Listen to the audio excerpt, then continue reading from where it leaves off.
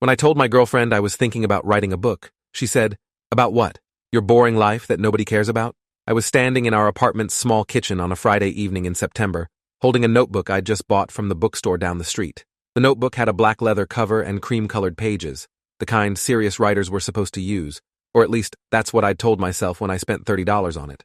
I'd been planning how to tell Christina about my idea for weeks, rehearsing different ways to explain the novel concept I'd been developing in my head during my commute to work and back. It was a thriller about a data analyst who uncovers a conspiracy at his company, and I thought the premise was solid enough to at least try writing. When I finally worked up the courage to mention it, Christina was leaning against the counter scrolling through Instagram on her phone, and she didn't even look up when she delivered that line. She said it the way you might comment on someone thinking about taking up jogging when they're clearly out of shape, with this tone of amused skepticism that made it clear she thought the whole idea was ridiculous. I'd been with Christina for 3 years and living together for 18 months. We met at a friend's birthday party where she was the center of attention, telling stories that had everyone laughing and leaning in to hear more. She was a marketing consultant who worked with lifestyle brands and had a way of making everything she did sound more interesting than it probably was. I was working as a senior data analyst at a financial services firm, which was exactly as boring as it sounded, and I knew it. Christina liked to introduce me at parties as my boyfriend who does something with spreadsheets, which always got a polite laugh while making it clear my job wasn't worth explaining in detail. I told myself she was just being funny, that couples teased each other, that I was too sensitive about work because I knew it wasn't glamorous. But standing there with my expensive notebook feeling like an idiot for thinking I could write something people would want to read, I started to wonder if there was something meaner happening beneath the surface of her humor. The comment about my boring life hung in the air while Christina kept scrolling. I asked what she meant, and she finally glanced up with this expression that suggested I was being deliberately obtuse. She said that writing a book required having experiences worth writing about, and my life consisted of going to work, coming home, watching Netflix, and occasionally going to dinner with friends. She asked what plot points I thought I could extract from that routine.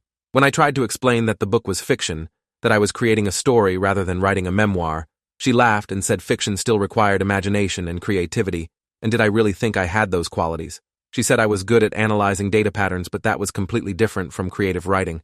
Then she went back to her phone like the conversation was over, and I stood there holding my notebook feeling stupid for having bought it, stupid for thinking I could write, stupid for existing in a way that disappointed her. I'd noticed over the past year that Christina had a pattern of responding to my interests by finding reasons they were impractical or misguided. When I mentioned wanting to take a photography class, she pointed out that everyone took photos on their phones now, and the market was oversaturated with amateur photographers who thought they were artists. When I suggested we could take salsa dancing lessons together, she said I had no rhythm and would probably just embarrass myself. When I brought home a guitar I'd found at a pawn shop, thinking I might teach myself to play, she asked how long before I got bored, and it ended up collecting dust in the closet like everything else I started and never finished. I couldn't actually think of other things I'd started and abandoned, but her certainty made me doubt my own memory. Maybe I was the kind of person who had enthusiasms that faded quickly. Maybe she saw something in me that I couldn't see in myself, some fundamental lack of follow-through that made my ambitions laughable. That weekend, I didn't touch the notebook. It sat on my desk in the corner of our bedroom where I kept my laptop and a small bookshelf, and every time I looked at it, I heard Christina's voice asking what I thought I could possibly write about. On Sunday evening, my friend Connor called to see if I wanted to grab a drink. We met at a bar near his apartment in Brooklyn, and after we'd ordered beers, he asked what was new. I found myself telling him about the book idea and Christina's response, and Connor's face did something I hadn't expected. He looked genuinely angry on my behalf. He said Christina's comment was cruel and unsupportive, and why would someone who loved me try to talk me out of something I was excited about before I'd even started?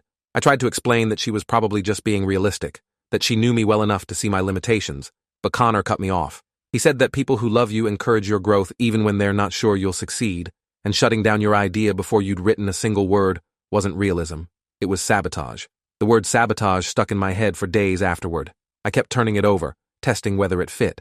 Was Christina sabotaging me, or was she protecting me from inevitable disappointment? I started paying closer attention to how she responded when I talked about things that mattered to me.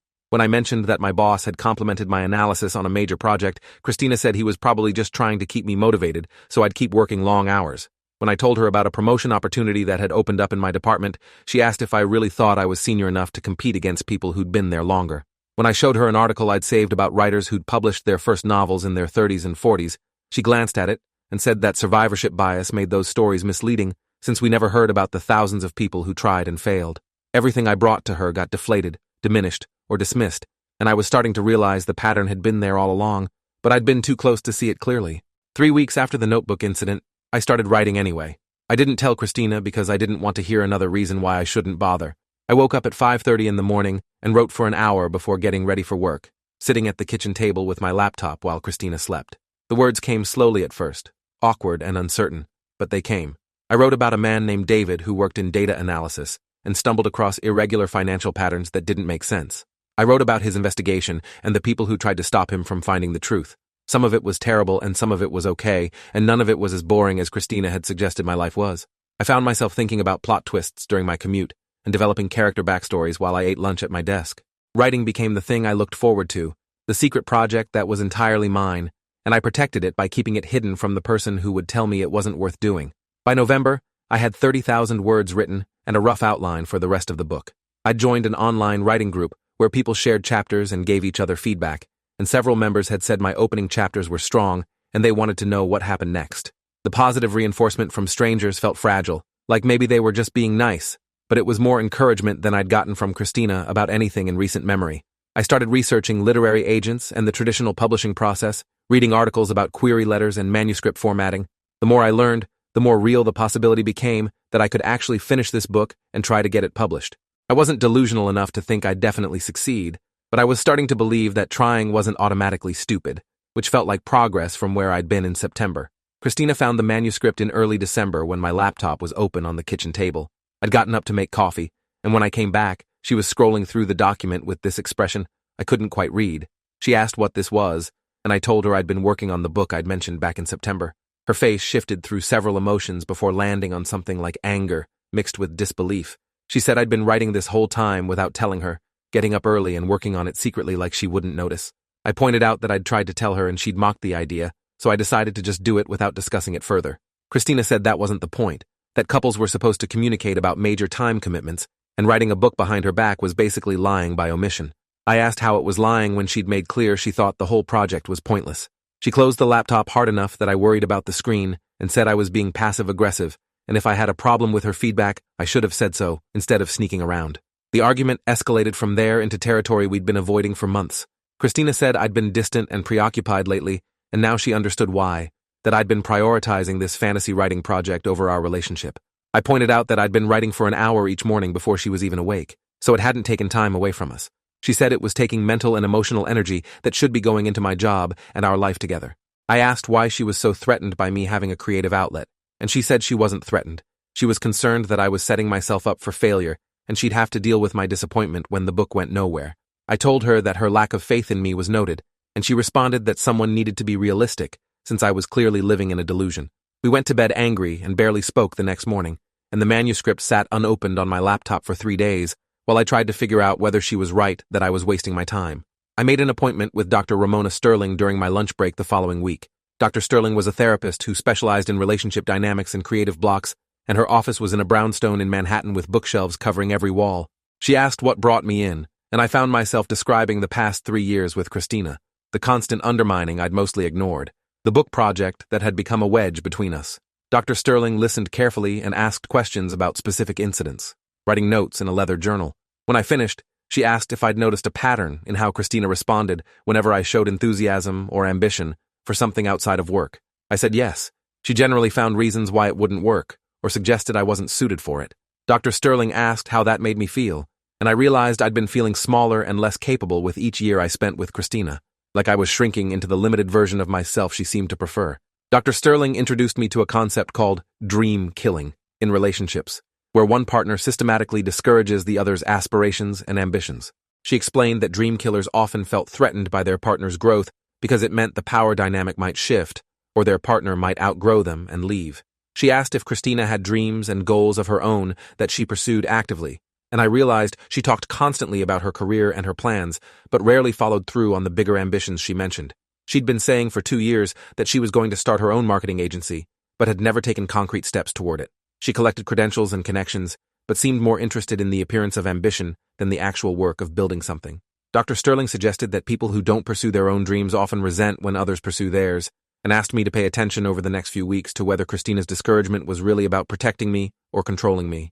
I went back to writing with new awareness of what I was looking for. Christina made comments almost daily now that I was listening for them. When I mentioned I'd finished a difficult chapter, she asked if I'd shown it to anyone qualified to judge whether it was actually good. When I told her the writing group had positive feedback, she said online groups were echo chambers where everyone praised everyone else regardless of quality.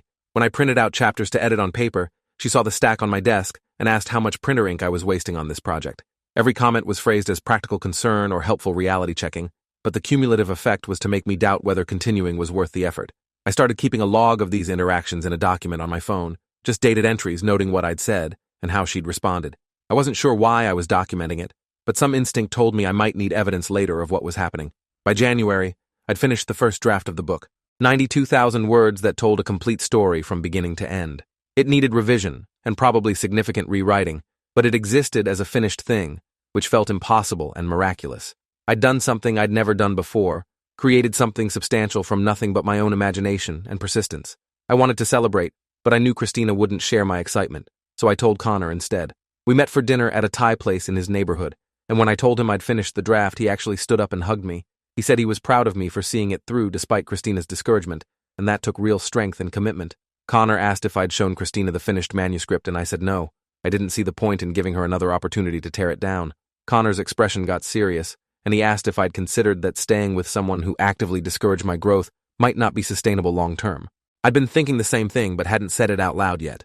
I started revising the manuscript in February, working with feedback from my writing group and applying techniques I'd learned from books on craft and structure. The story was getting tighter and stronger with each pass, and I was starting to believe it might actually be publishable. I researched literary agents who represented thriller novels and started preparing a query letter that would eventually go out to dozens of them. I knew the odds of getting an agent were low and the odds of getting published even lower, but I also knew that none of it was possible if I didn't try. Christina noticed I was still working on the book and made increasingly pointed comments about how much time I was investing in something that would probably never generate income. She suggested I could be using those morning hours to prepare for the promotion opportunity at work or to develop a side consulting business that would actually pay. I pointed out that not everything needed to be monetized immediately, that some things had value beyond their earning potential, and she said that was easy to say when you weren't the one paying most of the rent. That comment landed hard because it touched a genuine sore spot in our relationship. Christina did pay slightly more of our rent because she insisted on an apartment in a neighborhood I'd said was beyond our budget. I'd wanted to find something more affordable where we could split costs evenly, but she'd argued that living in the right location was important for her professional image and networking. I'd agreed to the arrangement assuming it was temporary until my salary increased, but she'd been holding it over me for 18 months as proof that she was more financially responsible, and I should defer to her judgment on practical matters. Dr. Sterling and I had discussed this dynamic in our sessions, how Christina used the rent difference as leverage to position herself as the adult in the relationship while framing me as the impractical dreamer who couldn't be trusted with major decisions. The power imbalance bothered me more now that I saw it clearly, and I was starting to realize how many arrangements in our relationship were structured to keep me feeling like the junior partner. In March, I sent query letters to 15 literary agents. Each letter was carefully customized to the agent's interests and submission guidelines, and included a brief synopsis of my novel, plus the first 10 pages of the manuscript. I didn't tell Christina I'd sent them because I didn't want to hear her predictions about rejection. Instead, I checked my email obsessively and tried not to get my hopes up. The first responses started coming back within a week, mostly form rejections thanking me for my interest, but saying the project wasn't right for their list. Each rejection stung, but I reminded myself this was normal, that most agents rejected most queries, and I needed to keep going. Then, on a Wednesday morning 3 weeks after I'd sent the queries, I got a different kind of email from an agent named Julian Pierce. He said he'd read my query and sample pages with interest and wanted to see the full manuscript if it was still available. My hands were shaking when I replied that yes, the manuscript was available, and I'd be happy to send it. I sent the full manuscript to Julian that evening, and then tried not to obsess about it for the next few weeks. Connor asked how I was holding up, and I told him I was trying to manage my expectations while simultaneously hoping this might actually happen. He said either way I should be proud of how far I'd come, from that first conversation with Christina mocking the idea to having a legitimate literary agent reading my complete manuscript. Julian responded 5 weeks later with an email saying he loved the book and wanted to schedule a call to discuss representation. I read the email 3 times to make sure I wasn't misunderstanding, then called Connor before I even replied to Julian. Connor was at work, but he answered anyway, and when I told him, he actually yelled yes, loud enough that I heard his colleagues laughing in the background. I scheduled the call with Julian for the following Monday and spent the weekend researching him and preparing questions about his approach to representation and submission strategy. The call with Julian lasted 40 minutes, and he spent most of it telling me what he loved about the manuscript and how he thought we could position it for publishers. He had specific ideas about which editors to approach first based on books they'd recently acquired in similar territory. He explained that the thriller market was competitive but strong, and he thought my book had commercial potential while also having literary merit.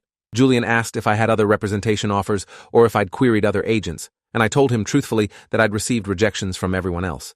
He said that was normal and didn't reflect on the quality of my work, that finding the right agent was often about timing and taste, rather than objective assessment of the manuscript.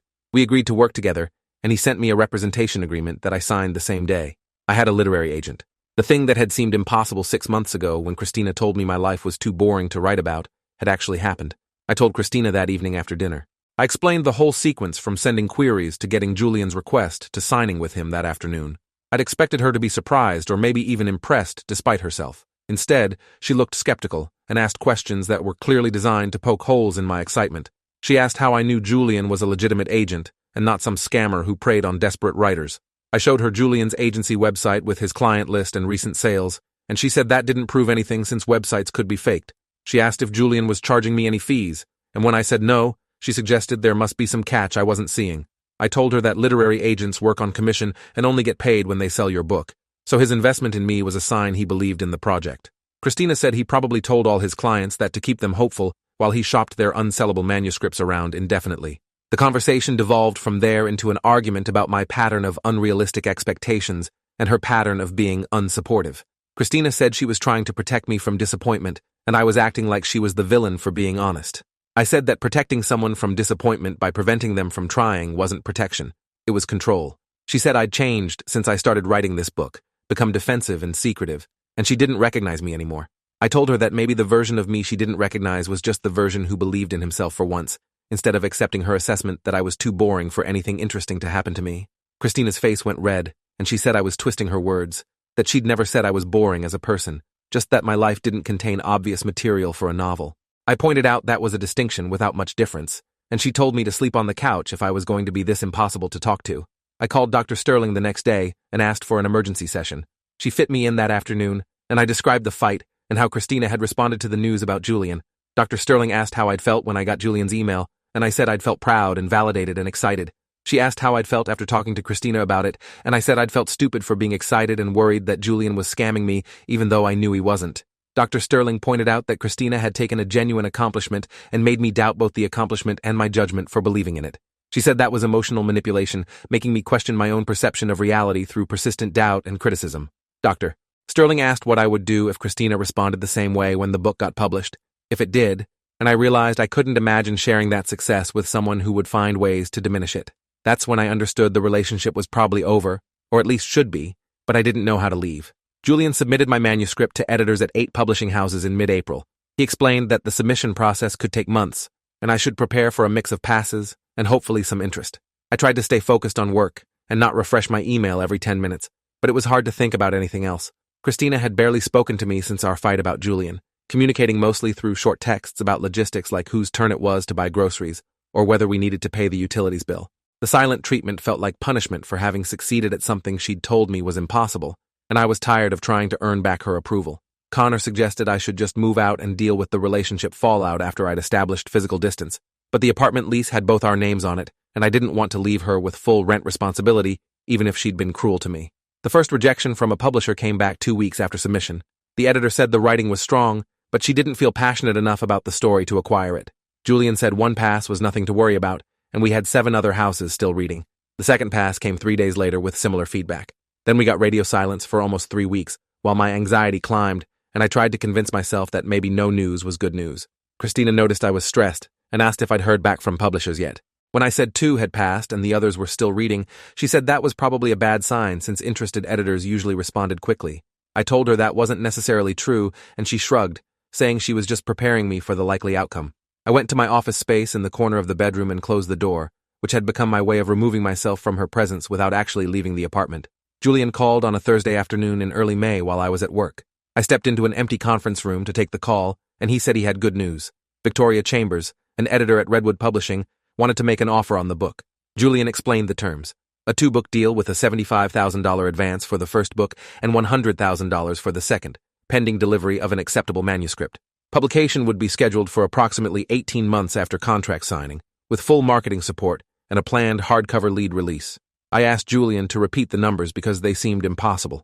He laughed and said it was a strong offer for a debut novel, that Victoria was enthusiastic about the book, and saw series potential. I thanked him probably 5 times, and then sat in the conference room after we hung up, just breathing and trying to process that this was real. My book was going to be published by a major publisher.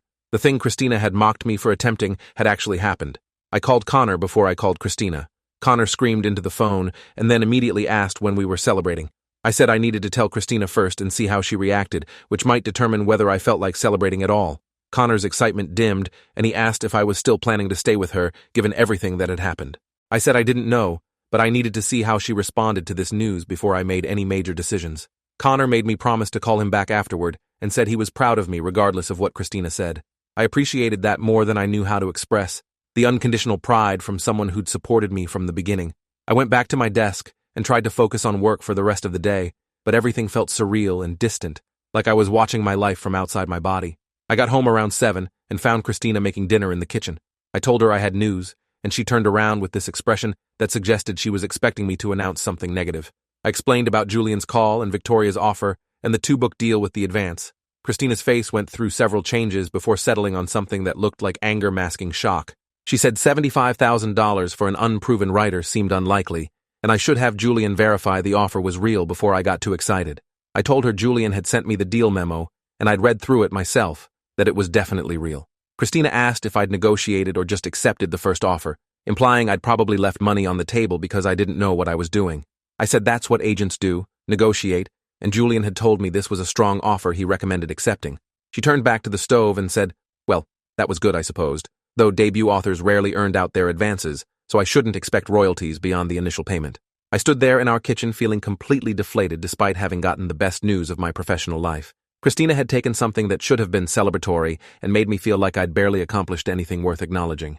She asked what I was planning to do with the advance money, and I said I hadn't thought about it yet since the deal wasn't signed. She suggested I should probably save most of it for taxes, since that's what people forgot about windfalls, that the IRS would want their share, and I'd be sorry if I spent it all. I told her I understood how taxes worked, and she said, well, someone needed to think practically since I was clearly lost in fantasies about being a successful author. That's when something broke inside me. I asked her directly why she couldn't just be happy for me, why every accomplishment had to come with warnings and qualifications and predictions of failure. Christina said she was being realistic, and I was being overly sensitive as usual, that someone needed to keep my expectations in check. I called Dr. Sterling from my car the next morning before going into work. She answered even though it was before her usual office hours, and I told her what had happened. Dr. Sterling was quiet for a moment, and then asked if I was safe, which confused me until I realized she was asking about my emotional state. I told her I was okay, but I'd reached a breaking point and needed to figure out how to leave this relationship. She said she was glad I'd come to that conclusion and asked if I had support systems in place. I mentioned Connor and a few other friends who'd been encouraging throughout the book process. Dr. Sterling suggested I needed to think strategically about timing and logistics, that leaving someone who'd invested in controlling you often provoked escalation. She recommended documenting Christina's behavior over the next few weeks while I made plans, creating a record in case I needed it later for any reason. She also gave me the name of a therapist who specialized in recovery from emotionally abusive relationships, someone I could transition to after I'd left, since Dr. Sterling thought I'd need ongoing support through that process. I started looking at apartments in my price range that weekend while Christina was out with friends. I could afford a studio in a less trendy neighborhood, especially once the first half of my advance came through, and the idea of having my own space without her constant criticism felt like oxygen after years of holding my breath. I saved listings and calculated move-in costs and thought about what furniture I'd take versus what I'd leave behind. The practical planning helped me feel less trapped, like leaving was actually possible rather than just theoretical. Connor called Sunday evening to check on me, and I told him about the apartment search. He offered to help me move when I was ready and said I could crash at his place if I needed somewhere to stay during the transition. I thanked him and felt grateful to have at least one person in my life who wanted good things for me without qualification. The deal with Redwood Publishing closed in late May after contract negotiations that Julian handled entirely. I signed the contract electronically and received confirmation that the first payment would process within 30 days. Julian introduced me via email to Victoria, my new editor, and she sent a warm welcome message saying she was thrilled to be working with me. Victoria outlined the editorial process and timeline, explaining that we'd do a first round of structural edits over the summer and then line edits in the fall, with a publication date scheduled for March 15 months from now.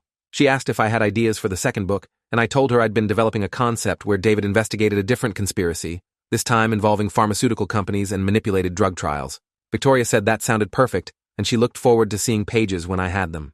The whole email exchange felt professional and encouraging, such a contrast to how Christina spoke to me that I had to read Victoria's messages twice to believe someone actually believed in my work. I told Christina about the signed contract and the publication timeline over dinner that evening. She asked if the advance had come through yet, and when I said not for another few weeks, she said not to make any major purchases until the money was actually in my account, because publishing deals fell through sometimes. I told her the contract was signed and binding, but she insisted I should wait to be certain. Then she asked what name I was publishing under, and when I said my own name, she suggested I should consider a pen name to maintain privacy. I asked why I'd want privacy, and she said, because if the book failed or got negative reviews, it wouldn't be connected to my real identity. I pointed out that most authors published under their real names and weathered whatever reception their books received. Christina said most authors weren't as sensitive as I was, and I'd probably take criticism very personally. I excused myself from the table and went to the bedroom where I added this conversation to the log I'd been keeping on my phone. The first advance payment hit my account in mid-June. I woke up to a notification from my bank app showing a deposit of $35,000, which was the first half of the first book's advance minus Julian's commission. I stared at the number on my phone screen, feeling like it couldn't possibly be real. I'd never had that much money in my account at one time, and it represented something beyond the dollar amount, proof that my work had value, that my story was worth something to someone besides me. I went to the kitchen where Christina was making coffee and told her the advance had come through. She asked how much, and I told her the amount after commission. Christina said that seemed lower than the $75,000 we'd discussed, and I explained how agent commissions and payment schedules worked. She asked what I was planning to do with the money, and I said I was going to save most of it and use some to move out. The words came out before I'd fully planned to say them, but once they were in the air, I didn't want to take them back. Christina froze with her coffee mug halfway to her mouth and asked what I meant by moving out. I told her I'd been looking at apartments and planned to find my own place, that our relationship wasn't working, and I needed space. Christina set her mug down carefully and said I was making a huge mistake, that I was letting the book deal go to my head and thinking I was better than her now. I said it had nothing to do with thinking I was better. It had to do with not wanting to spend my life with someone who treated every achievement like a problem. She asked if this was about her being realistic, and I said it was about her being cruel under the guise of realism for 3 years. Christina's face went red, and she said I was being ungrateful after everything she'd done for me, all the support she'd given me. I asked her to name one specific thing she'd done to support my writing, and she couldn't. She stammered and changed the subject to finances, asking how I thought I'd afford my own place on my salary.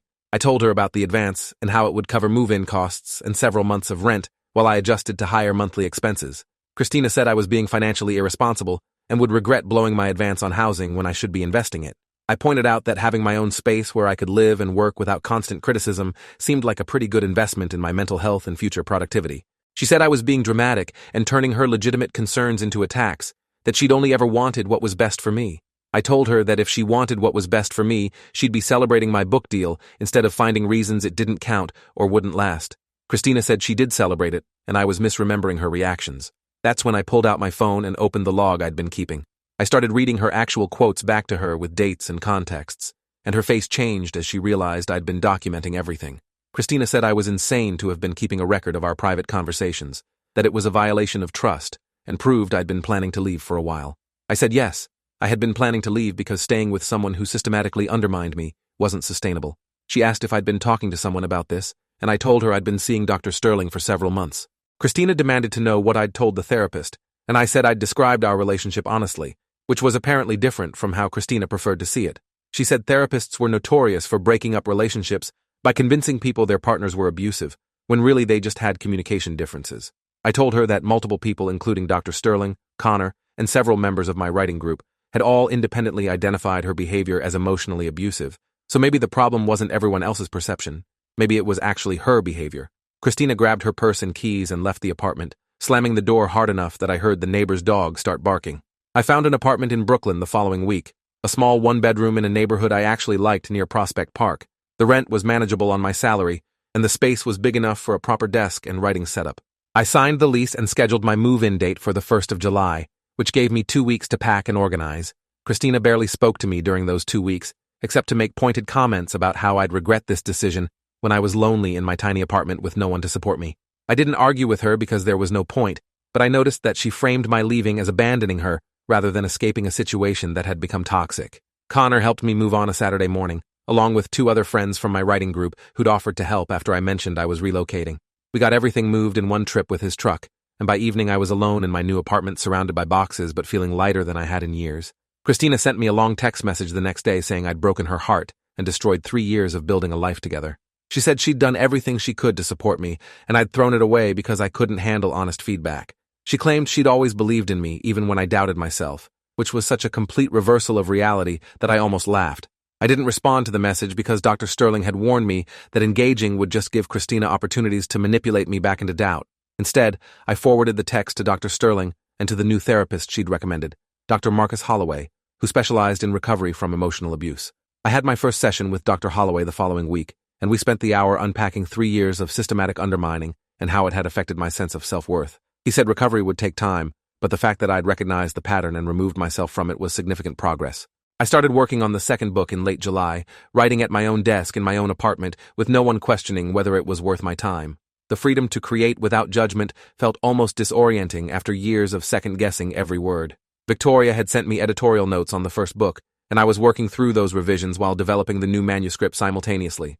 The work was challenging, but satisfying in ways I hadn't experienced before, and I realized how much energy I'd been spending defending my right to write instead of actually writing. Connor came over one evening with takeout, and we sat on my small balcony talking about the books and the publication timeline. He asked if I'd heard from Christina, and I said she'd sent a few more manipulative texts that I'd ignored. Connor said he was proud of how I'd handled the situation and hoped I was proud of myself too.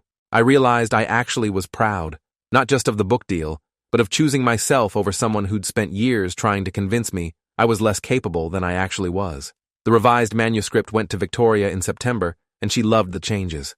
She said the pacing was tighter and the character development more nuanced, and she was confident the book would perform well when it published in 6 months. The marketing team at Redwood scheduled a call with me to discuss promotional strategy, and they asked about my social media presence and whether I'd be comfortable doing interviews and bookstore events. I said I was willing to do whatever helped the book find readers, though I was nervous about public speaking. The marketing director, a woman named Bethany Moore, said nervousness was normal, and they'd provide media training before publication to help me feel prepared.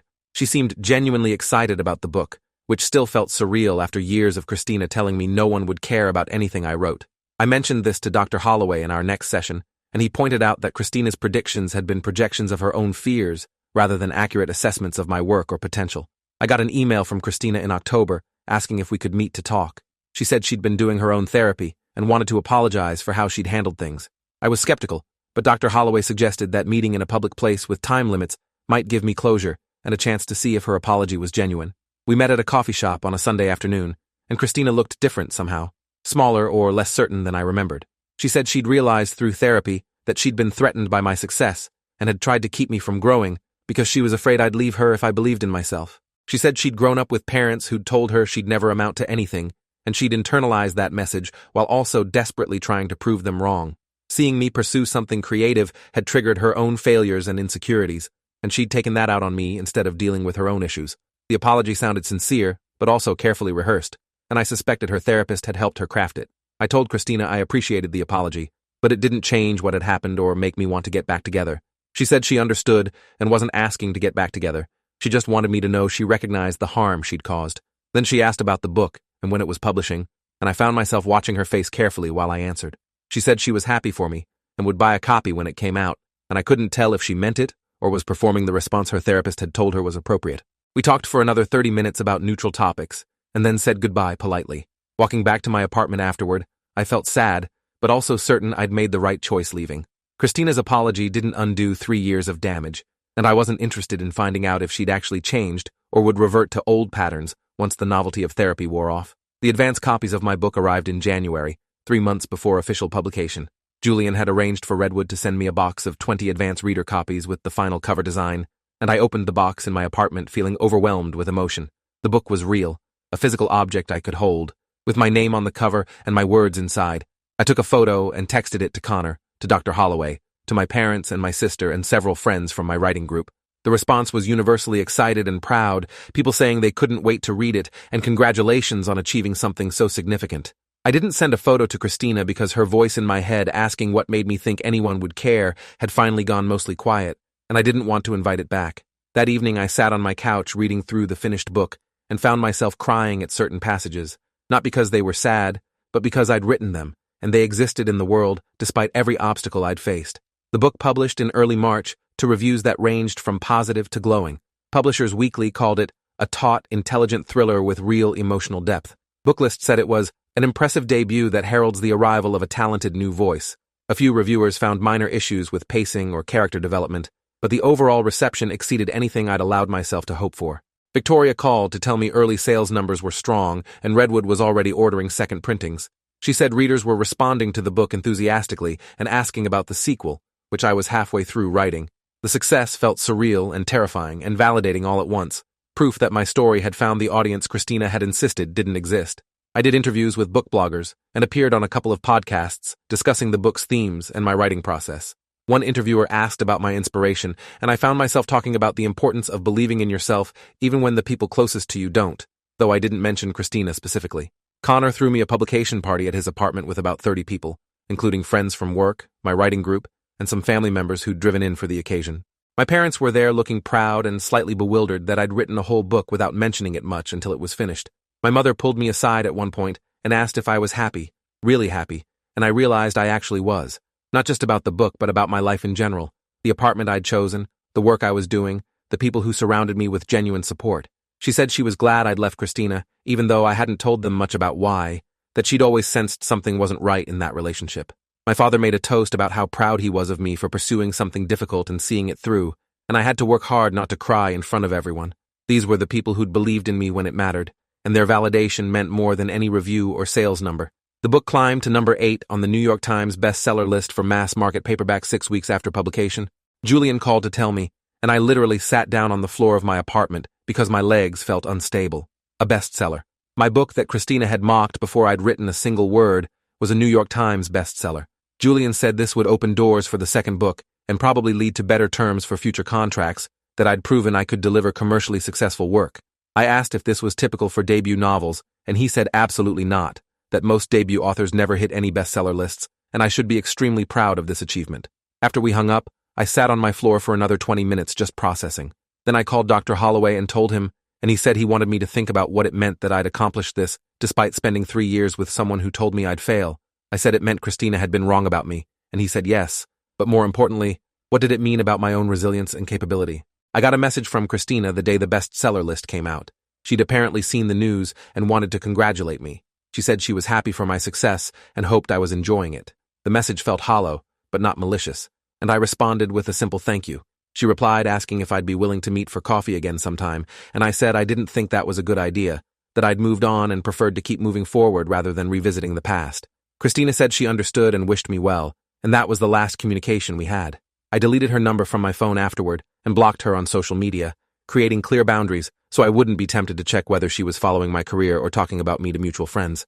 Dr. Holloway said that was healthy, that I didn't owe Christina access to my life or success just because we'd dated for 3 years.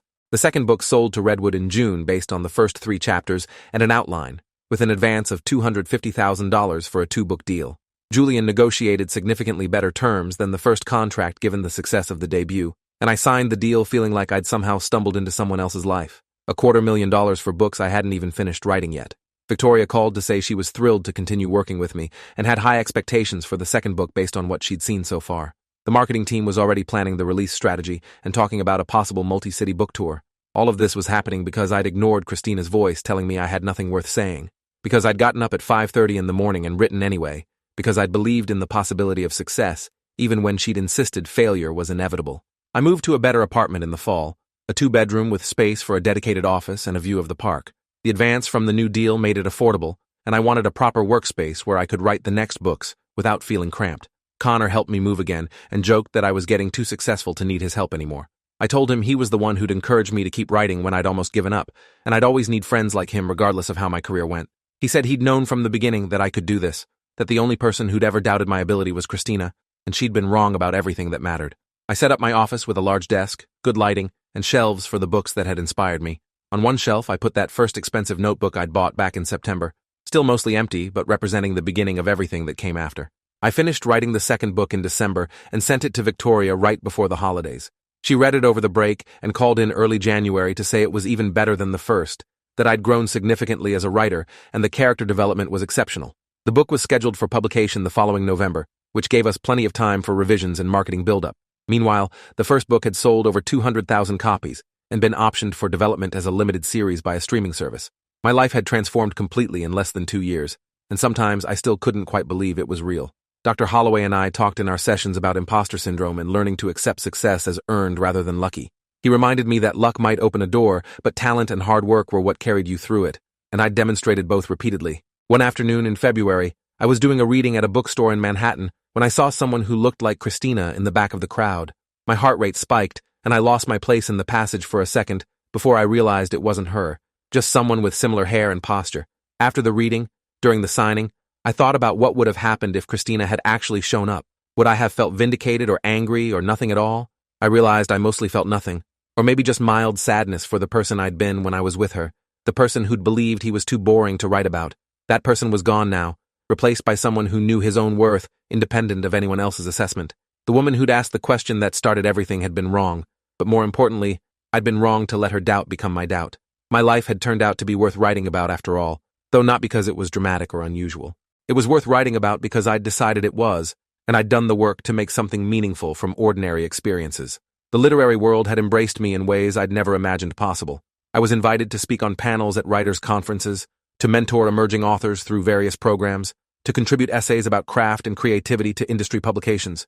Each opportunity reinforced that I belonged in this space, that I wasn't an imposter or a fluke, but a legitimate writer who'd earned his place through dedication and skill. I thought sometimes about reaching out to Christina to show her how wrong she'd been, but that felt petty and small, and I'd worked too hard to become someone bigger than that.